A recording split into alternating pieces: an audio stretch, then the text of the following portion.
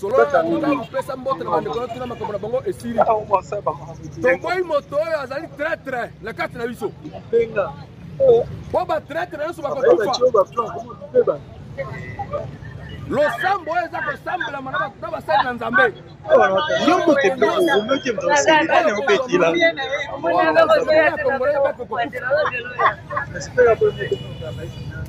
Soki yo za traître. Banda kotika yango. Voilà. Bonjour peuple congolais, bonjour ma Congolais de père et de mère, bonjour la bino, surtout ma diaspora. Ndenge tolobaka boko mesaba un véritable Congolais okoki kolekisa mokolo te sa koka koyeba mboka elalaki ndenge nini boka elamuki ndenge nini. Un véritable Congolais osa censé akoyeba position à mokonzi ya mboka na milito puis les enjeux de l'heure. Congolais à solo il faut lisu likolo lisu surtout na minute oyo bandoki nyonso ya République démocratique du Congo oyo bazalaki kobatama babombaki maseke babandi kobima na posi tolobaki yango epuis tozokontinue koloba yango toyebisaki bacongolais Kabila bima awa alobi ake kosala thèse toyebisaka bacongolais mutu wana ake kotanga te. D'ailleurs quelqu'un qui n'a jamais été intelligent, quelqu'un qui n'a pas même balise ba faculté mentale na ye eza en bon état te. Comment est-ce qu'il peut aller faire la thèse ou ya doctorat? Tolobaki Kabila tia bimi ake libanda ake koluka ba entreprise mafie bapesa ye maluki aya kosala guerre en République démocratique. C'était ça calcul ya Kabila. Azobima on a que ça la thèse. Toyebisi ba Congolais mutu wana ke kotanga te azalaka mayele te Kabila ake kotanga te ake koluka minuki lokola pouvoir na ye pouvoir ndenge basalaka passation ya pouvoir na président Félix le passation ya pouvoir ezalaki pacifiquement. Alors qu'est-ce qui s'était passé avec Joseph Kabila? Kabila tango président Félix azwi bokonzi Kabila tali 18 ans ya mbulu ya sali na Congo. Kabila tali bashika atali armée ndenge asala ba mixage na ba brassage. Kabila tali ndenge akotiselaka biso ba Rwandais. Kabila tali ndenge adétruisaki armée congolaise. Atali Tshisekedi na pouvoir Kabila bien oyo. Dans 2 mois tozosotise ye. Dans 2 mois le rôle a fait ezalaki ya Kabila asalaki fête na ye élection en 2019 ezalaki fête ya Kabila asali fête na ye et il a invité aussi des invités. Président Félix Tshisekedi pour participer à la fête. Alors ce qu'on a pas calculé à Kabila abandé côté la bia Tshisekedi 3 mois 4 mois de a préparé qui depuis on est na bisaka bino même fois a préparé qui Alexis Tambwe Mwamba na Janine Mabou. D'ailleurs la réunion na bango ya Harare Alexis Tambwe Mwamba zalaki na Janine Mabou parce que Kabila s'attendait à un coup d'état constitutionnel. Bah que Tshisekedi le roi yebe le roté to pesa yebo kontoyo to créer le mort violer constitution to sortir. Voilà qui calcule la Kabila. Président Félix a commis na pouvoir.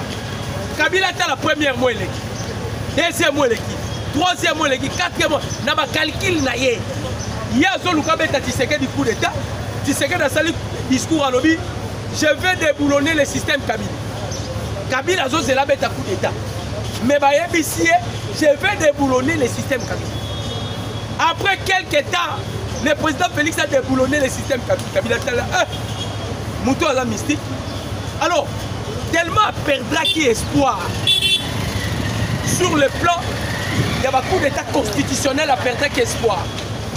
Né à réfléchir à lobby, ah, Fona Bimanibanda Sikoyo, Nakende, Kolu Kamanuki, Fona Zonga, Koya Kosala coup d'état. À lobby, Nakende Kolu Kamanuki, Fona Zonga, Kosala coup d'état. Nebo moni abimaki na boulot non na kei ko la thèse non azalaki na objectif ya kobeta coup d'état oyo banda ko préparer abimi akei pe pa zongi bomoni ke makambo eko bima titi Paul Kagame pression diplomatique ya communauté internationale Kagame alobi il faut que mokili mobimbe yebake ezalaka nga tene na bomaka na est na papa moko mandefu papa wa mandefu eza nani Joseph Kabila abimi na poisa ntango abimi na poisa nde bomoni sikoyo abandeki koluka bisika oyo akoki kota base aérienne akei na Uganda kakuta Museveni asololi na ye akei na Kenya même voir na Rwanda. Or les Américains ntango badelegaki Monsieur Massad Bolos ayaki kopesa instruction na 3 pays. C'était Kenya, Uganda, Rwanda. Baye kobenda bango matoi balobi bokeba. Makambo ya République démocratique du Congo botala yango na liso ozali kotala yango liso kala te. Il y a des choses qui se fait maintenant. Ceux qui vont consommer, vont sauter. Mais bon, qui Museveni y a beau couper sa base aérienne pour que Kabila a frappé Sangani. Kabila a créé une réunion secrète na Harare. Réunion secrète pour ça na Harare. On a vu encore la présence de Janine Maboun et d'Alexis Tamboué. Bateau wapi Kabila bandei ko bongisa bango pour un coup d'état constitutionnel. Basangani lisusu Batouana Basangani Bavandi, il commence à comploter pour la République démocratique du Congo. Mais bon, on est au l'Assemblée nationale de Tolobi. Normalement, Kamere, Vital Kamere, Azam Moutoyo, faut Congolais tout pour le émis. D'ailleurs, il y a un problème dans l'Assemblée nationale. Va former comité ad hoc. Oh, il faut pas landela. Et ça, les liens Moussala et Kamere en 2024, l'Assemblée nationale. Ce moment déjà un comité ad hoc. Oh, pas landela. Tous les ennemis de la République démocratique du Congo bako kangama. Dans le moment où il y a une commission ad hoc. Landela lolenge Kamere a même acquis l'Assemblée nationale pendant qu'il lui, c'est lui qui règne la perchoir à l'Assemblée nationale. C'est qu'il y a déjà des Nungounou. Il y a des Nungounou. Il y a des Nungounou. Tolobaki, Batimoussou sur place dans la prison. Malgré qu'ils sont en liberté, ils vont se sentir bien. Bango pour ça, ils vont se sentir déjà comité. Comité, on a bâti un groupe en bâti. Bâti comité, on a pas bâti. Bâti comité, on a parce que mon lit est à la carte. Bâti comité, on a parce que mon lit est à la carte. Ce sont des gens où on est causé la Nangaya. Basala qui prennent déjà la démission tellement qu'ils ont volé de l'argent. Elle sont marabou maté. La lobby n'a pinoqué. Kabase la zokwe ya calamité. Azokwe ya lisusu te pour na motion à déchéance. Non. Azokwe ya parce que baté comité ad hoc. On faut balandela yé pendant 2024 ndenge nini akamba ki hémicycle. L'Assemblée nationale. Akambi angolo ndenge nini. Il y a eu la transparence ou bien nini. Pourquoi bazolande? Oyebi ke ba soda ba uteli komatisa bango bon. Et ce qui a fait que est motivé par les soldats ébélés, surtout entre autres les Ouazalendo, ils sont activés maintenant force musicale. Mandeko, l'Assemblée nationale va vendre la non, non, pour mettre les soldats bon au point nini. On fait bien un gouvernement à expliquer. Ah, on dirait que les députés, on a ceux qui vont mettre les bon. Va bien un Congolais va expliquer. Bango Bazala qui n'a besoin armé et n'y a pas marqué. Ceux qui vont souffrir, c'est alors que le Rwanda utilise de l'argent pour corrompre nos officiers. Imaginez Moutoulopo la Kabila. Par contre, on révèle Bisso Kabila, c'est qu'il a fait.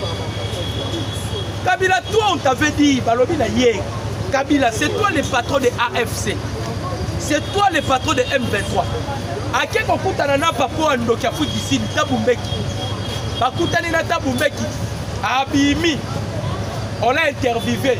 Babission non. Sénateur Joseph Kabila. La République démocratique du Congo vous accuse de plusieurs allégations et que vous êtes le patron de AFC. Yoga Kabila. Oh, toutes ces accusations sont non fondées. Allégation sont non fondées. S'ils ont des preuves, pas preuves. Awanga kit. Mais Kabila Wangani. Si quand tu as Kango Mabo, on a gâté sac. Yanine, les 800 millions que tu devais donner à Luboya Kacham, et ça y est pour l'homme sali. Les Congolais tous en nous conscients. Voilà pourquoi je l'ai toujours dit. Ce qu'on dit Congolais, Kabila Zonga Congo. Bonsoir Congolais, on a beaucoup de nénés, on a scène pépé. C'est Congolais malade. Donc vous êtes maudits à tel point que vous ne pouvez pas imaginer. Kabila a 18 ans dans le pays. Ayaki on a pas boti ya mbula. Azo salela de kiwi. De kiwi. Basirage ya kiwi ya kala. Azo salela mibale na ba boti nyoso mibale.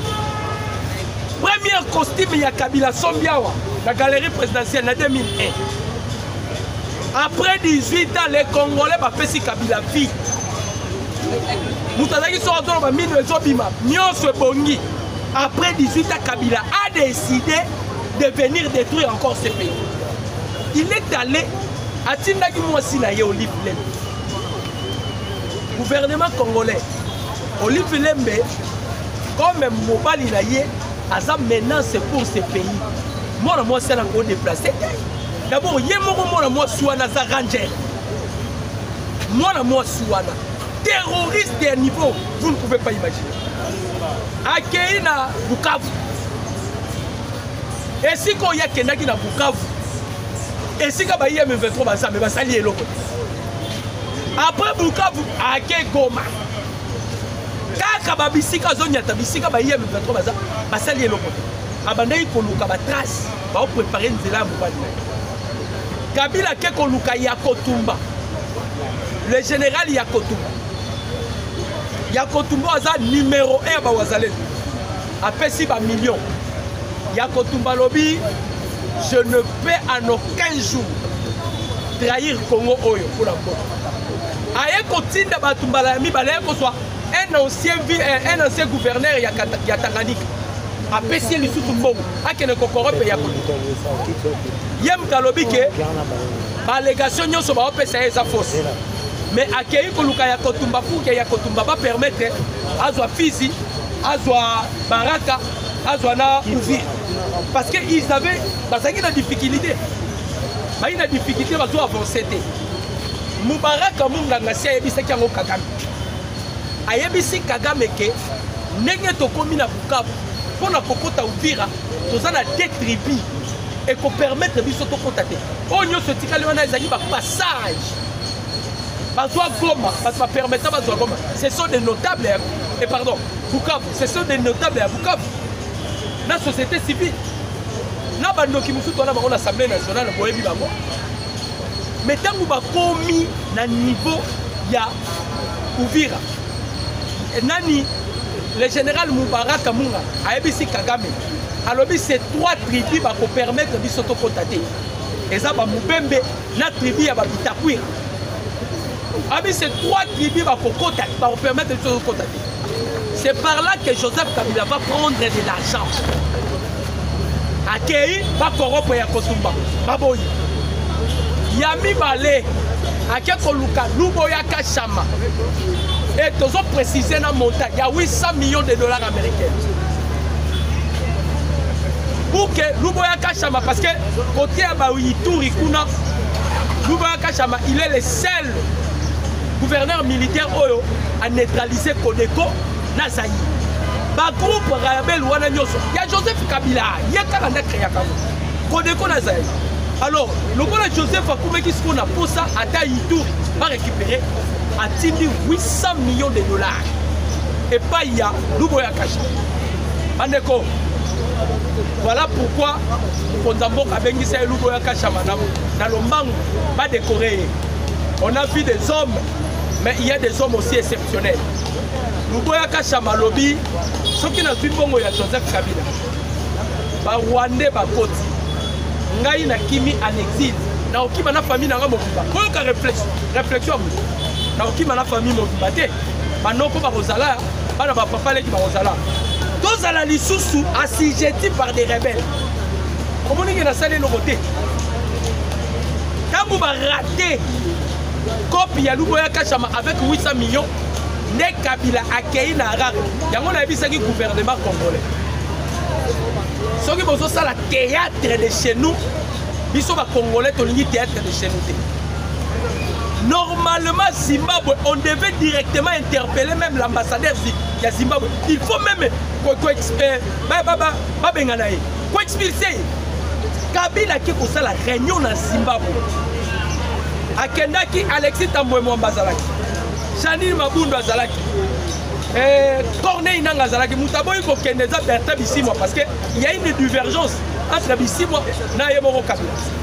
Bakei et Zimbabwe accepte Kabila à sa base aérienne dans Zimbabwe. Et vous allez voir que l'ambassadeur Zimbabwe passe à la Congo à la Kimia. Et ça va le rôle, les Chinois vont mentir, les Salibiso. Les Chinois vont continuer pour faire sa Kabila Manouki. Il faut même chasser aussi l'ambassadeur chinois ici. Pour le Kagame, ça la rappelle qui est. Azala va défaut et belé Kagame. D'abord, Kagame, il est l'incarnation de Lucifer. Mais, dans le Belgique, à Sali, à Bebanina Kagame. Kagame a Bengani ambassadeur belge. A Bengani à Congo. Ils sont gouvernement à Bissau. Chine, Babimi va traiter. Zimbabwe Lelo Andimi Kopesa Kabila base aérienne. Objectif il y a Kabila, c'est les grands Katanga. Nord Kivu, Sud Kivu, Bamindele Basali statistique Balobi, ce n'est que 10%. Parce que notre beau pays contient une dimension continentale. Avec la superficie, il y a 2 345 410 km. Les 10%, il reste encore 90%. Maintenant, Kabila Vandi a dit non. Sauf que Tomeki Kosimba les grands Katanga, nous allons asphyxier Tshisekedi et Tshisekedi va dialoguer.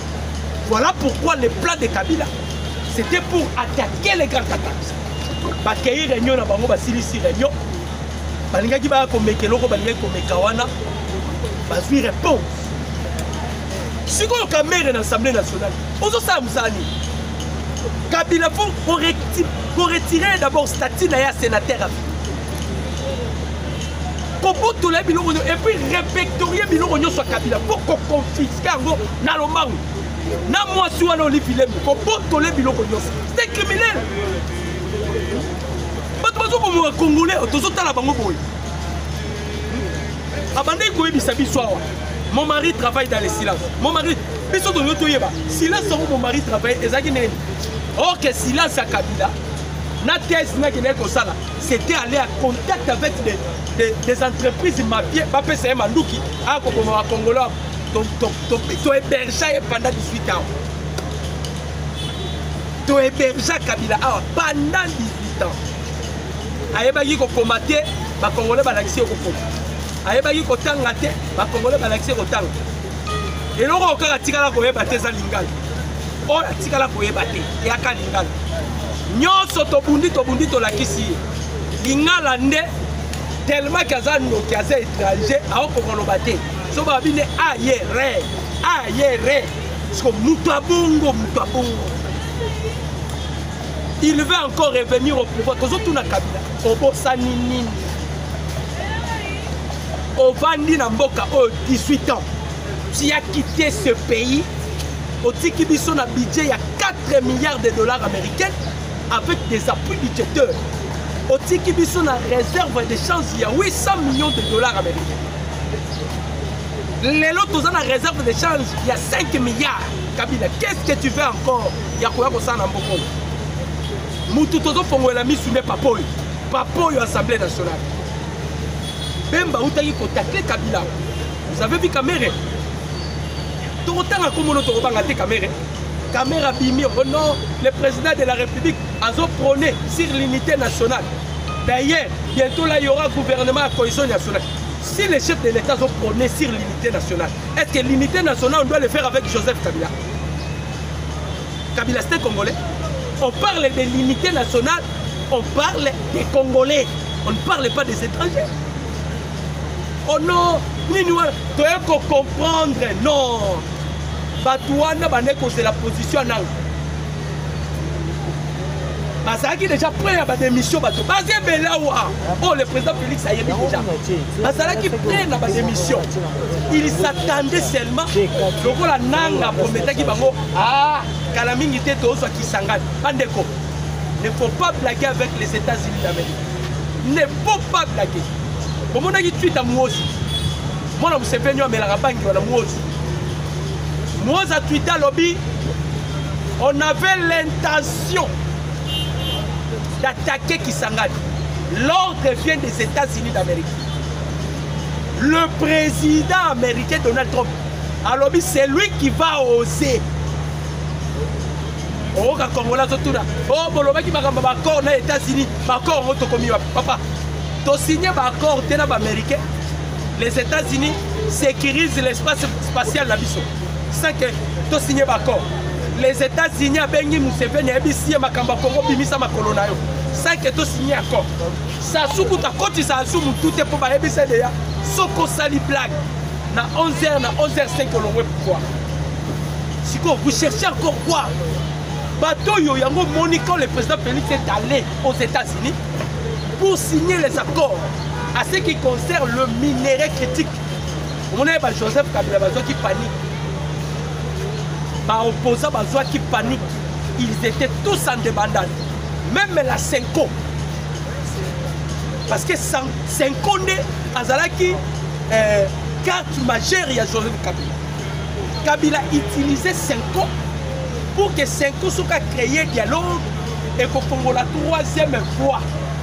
Mais bon, quand Senko, on ne faut pas Congolais va vendre sur même câble. Donnons tout la Senko. Pas Congolais au Toropane, pas Congolais en Gobana, Pandani. Katumbi n'est pas Congolais. Kabila n'est pas Congolais. Balia Kimbongo. Nzambala la raté. Soki Nyamani n'a soit qui Fulgence Mouteba. Il est mort à Télémerveille. Non. Pas de marche comme on a été soutenu par 3 pays.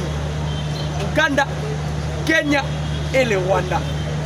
Comment l'église, la Senko, les prêtres catholiques de la République démocratique du Congo, vous avez la démarche pour ceux qui vont partir dans le Nini-Wana, vous avez Rwanda. Est-ce que c'est normal ça? Eric Oyo, Senga, Mouyibe à SCC, non. Nous contradiction la Senko. Contradiction la Senko. Tolobaki yango génération Oyo. Et cette génération, il y a des Congolais avertis. Kabila qui chance à diriger pendant 18 ans parce qu'on était encore avec lui. Aucun Congolais permettra Kabila donc Azalata pour mettre dans la ville. Jamais. Il y a attaqué Kingasani. Chef du quartier. Jamais. Donc à diriger Abisso, c'est comme si on était même pour tout. Alors, ceux qui Congolais ont dit que Kabila avait vendu ce pays, c'est que Congolais ont malade. Kabila avait amoncelé les Congolais. Et là, Kabila Koki, c'était balkaniser la RDC. Vous savez pourquoi? Parce qu'au Congo, il existe 4 êtres vivants. Les 4 esprits-là ne permettra pas que le Congo soit balkanisé. Sinon, le Congo est balkanisé. Notre 4 esprits, on a 4 forces, on a des baboya. Si me demanderait de